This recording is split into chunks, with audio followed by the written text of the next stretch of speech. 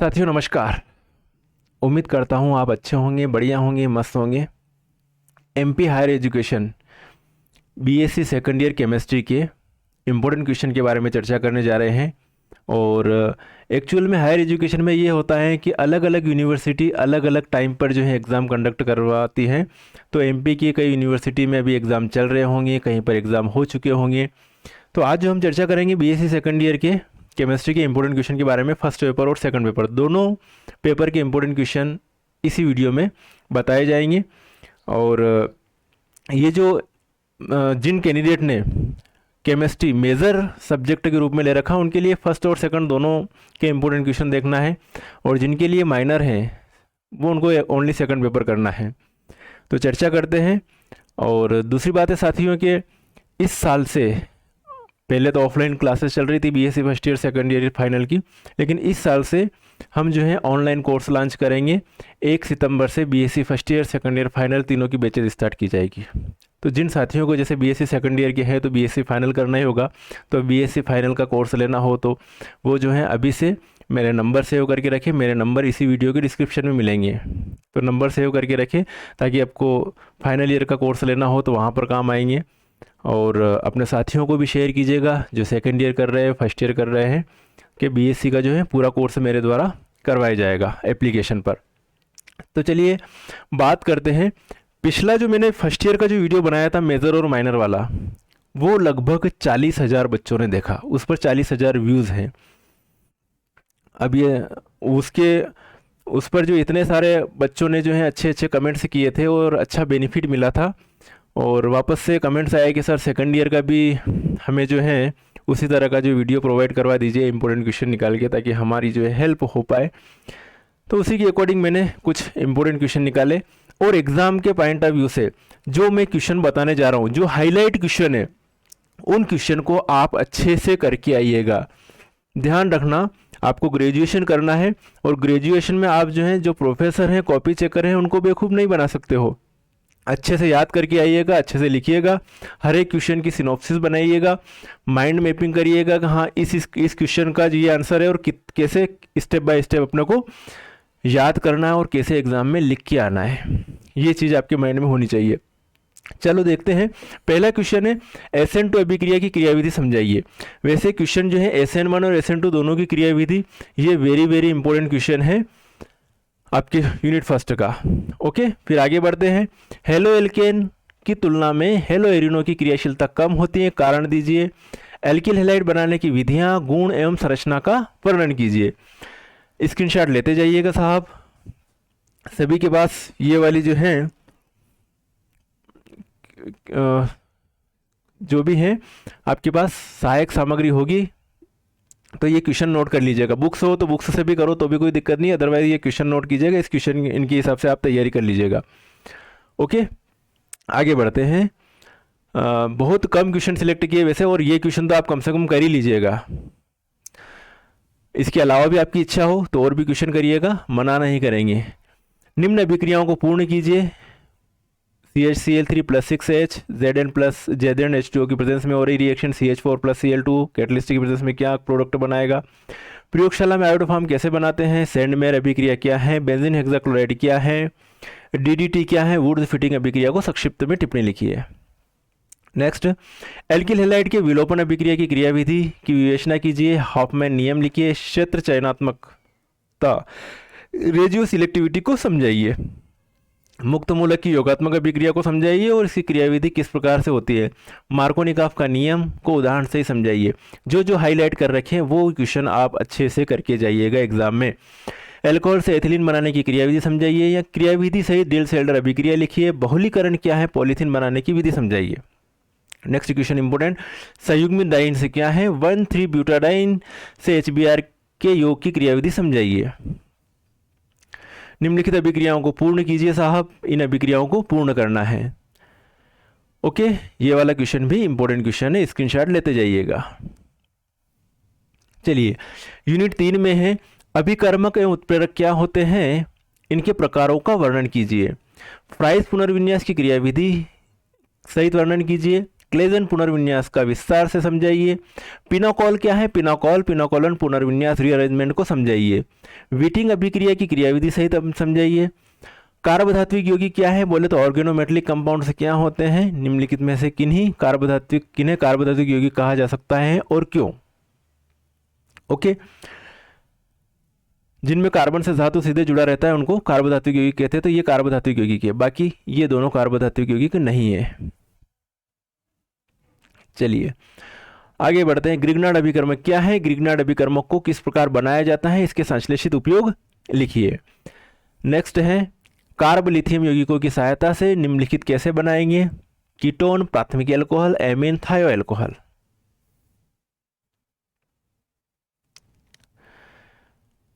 अगर और भी करना चाहो तो एक ये क्वेश्चन भी कर सकते हो। जिगलर नाटा का उपयोग करते हुए अभिक्रिया को समझाइए और एक हाफमैन ब्रोमाइड अभिक्रिया का वर्णन कीजिए।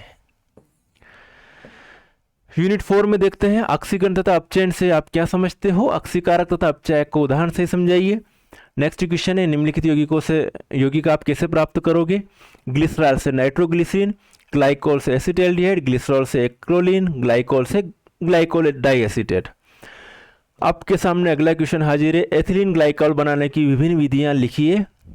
एपॉक्सीकरण किसे कहते हैं? उदाहरण से समझाइए। नेक्स्ट यूनिट आने वाली है, चलिए ये भी करना है। इसमें नाइट्रोबेंजीन की निम्नलिखित यौगिकों से क्रिया करवाना है। नाइट्रोबेंजीन से निम्नलिखित यौगिक कैसे प्राप्त करेंगे? फेनिल हाइड्रोक्सिल एमीन प्राप्त करना है, पैरा एमिनोफिनॉल प्राप्त करना है, हाइड्रो एजोबेंजीन आपको प्राप्त करना है। सममांगी हाइड्रोजनीकरण से क्या समझते हो? इसकी मैकेनिज्म लिखना है, क्रियाविधि लिखना है। चलिए यूनिट 5 में चलते हैं। ऊष्मीय एवं प्रकाश रासायनिक अभिक्रियाओं को परिभाषित कीजिए तथा इनके अंतर को स्पष्ट करके विस्तार पूर्वक समझाइए। स्टार्क आइंस्टीन के प्रकाश रासायनिक तुल्यांक के नियम को समझाइए। लैम्बर्ट बियर नियम को समझाइए। नॉन रेडियो एक्टिव अंतर परिवर्तन से आप क्या समझते हो? नेक्स्ट क्वेश्चन क्वांटम लब्धि तथा क्वांटम दक्षता से आप क्या समझते हो? इसके प्रायोगिक निर्धारण की विधियां लिखिए।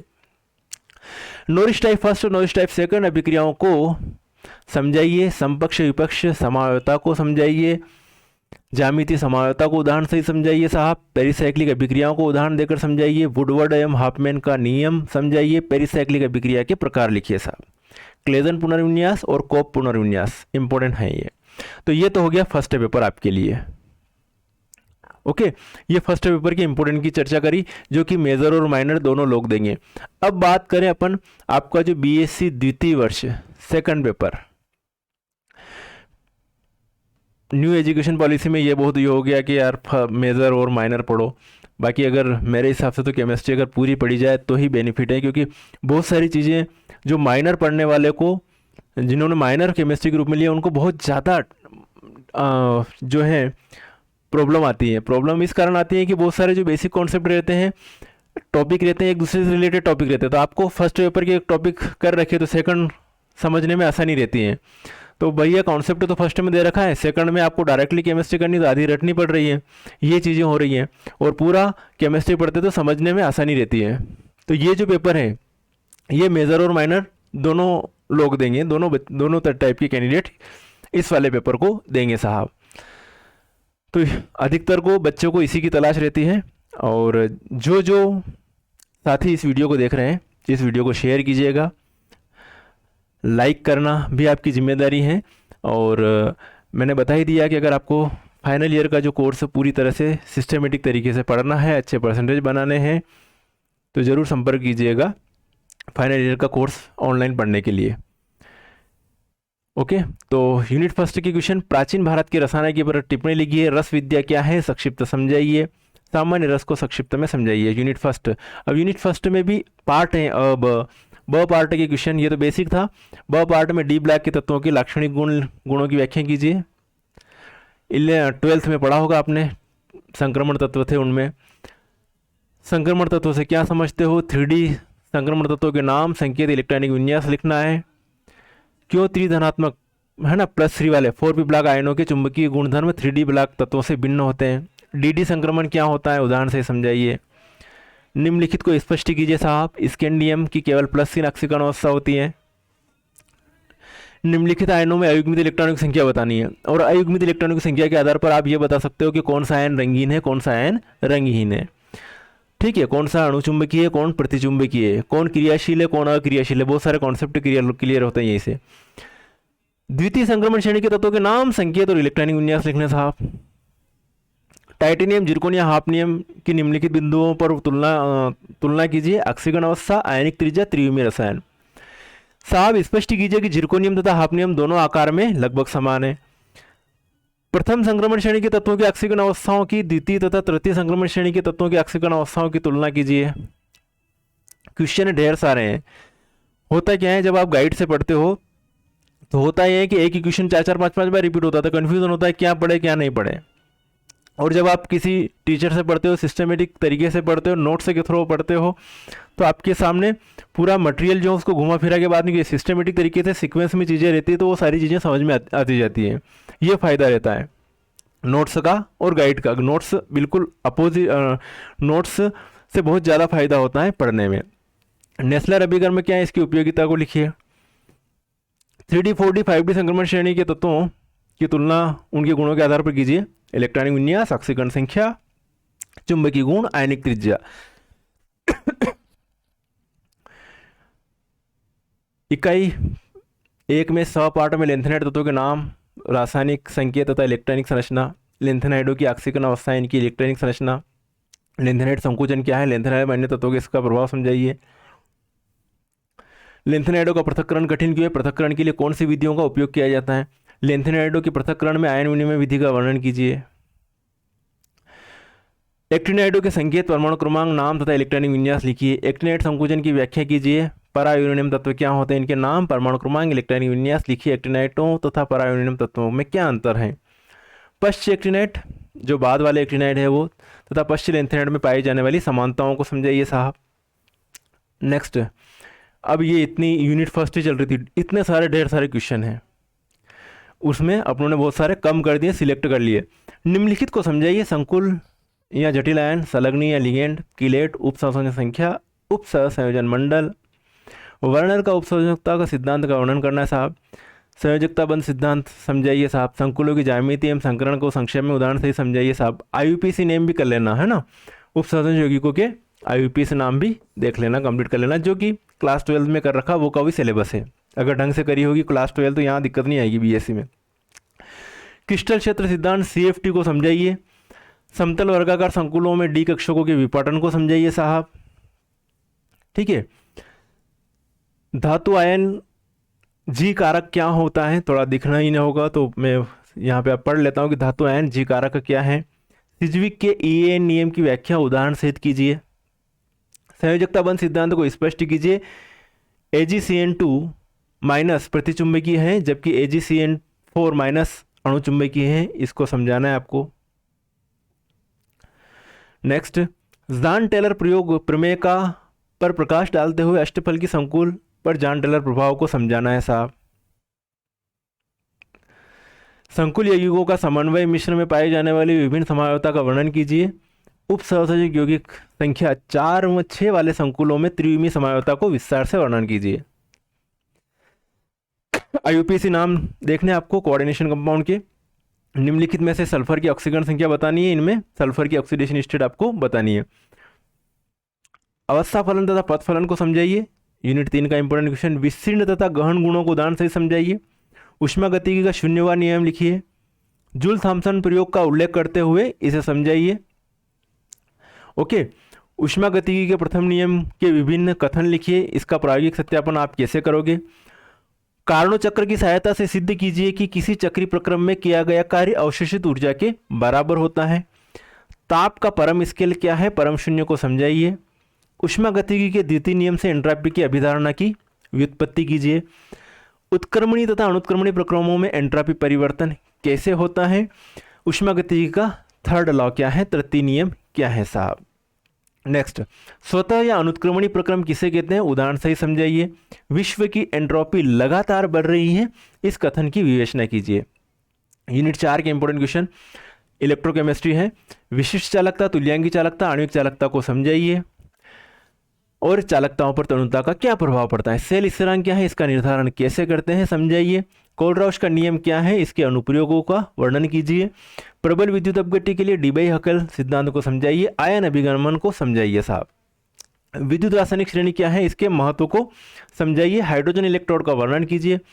केलोमल तथा AgAgCl इलेक्ट्रोड की रचना तथा कार्यविधि का वर्णन कीजिए। पीएच को परिभाषित कीजिए।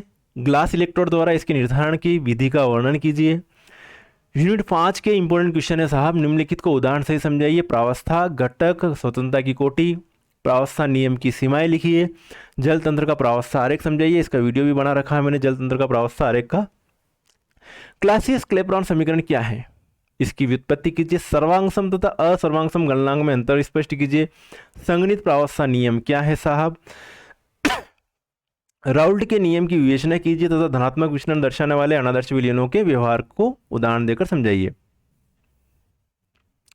एज़ोट्रॉप मिक्सचर स्थिरघाती मिश्रण क्या है, स्थिरघाती मिश्रण को उदाहरण से समझाइए। भाप आसवन का सिद्धांत क्या है, इसके उपयोग लिखिए। तो ये साहब जो है हमने सेकंड पेपर के इंपॉर्टेंट क्वेश्चन बताए। जो मैंने हाईलाइट कर रखे हैं वो सभी एग्जाम के पॉइंट ऑफ व्यू से वेरी वेरी इंपॉर्टेंट हैं। ओके, कॉपी भर के आइएगा और जो क्वेश्चन जो हैं इनको अच्छे से पढ़ के एग्ज़ाम में अच्छे से आंसर दीजिएगा। बीएससी फर्स्ट ईयर के जो मैंने क्वेश्चन निकाले थे उनसे काफ़ी फ़ायदा हुआ, काफ़ी कमेंट्स आए। उसी को देखते हुए वापस से कमेंट्स आ रहे थे कि हमें बीएससी सेकंड ईयर के भी इम्पोर्टेंट चाहिए। तो फिर जो है ये उन कैंडिडेट के लिए वीडियो है, और वीडियो ज़रूरी भी था क्योंकि जो एक टीचर को तो सभी तरह से एनालिसिस कर सकते हैं, क्वेश्चन देखते ही पता चल जाता है कि कौन सा क्वेश्चन इंपॉर्टेंट है, कौन सा आने की संभावना है नहीं है। लेकिन एक विद्यार्थी जो रहता है उसको सारी चीज़ें नए लगती हैं, कन्फ्यूज़न होता है कि क्या पढ़े क्या नहीं पढ़े। इतना सारा सिलेबस है, सिस्टमेटिक तरीके से नोट्स अवेलेबल नहीं होते हैं, मार्केट में तो गाइड मिलती है उसमें ढेर सारे क्वेश्चन हैं, ये सारी चीज़ें रहती हैं। लेकिन इसमें से भी ये जो है इसमें से भी पढ़ो तो भी कोई दिक्कत नहीं है, अच्छे से जो आप तैयारी कर सकते हो। जो मैंने इंपॉर्टेंट क्वेश्चन बताए इस तरीके से व्यवस्थित तरीके से। और जिन साथियों को फाइनल ईयर का सिस्टमेटिक तरीके से कोर्स करना है वो हमें कांटेक्ट करेंगे, डिस्क्रिप्शन में आपको मोबाइल नंबर मिल जाएंगे। चलिए साथियों, बेस्ट ऑफ लक, मिलेंगे फिर नेक्स्ट वीडियो में। तब तक के लिए ओके बाय, जय हिंद।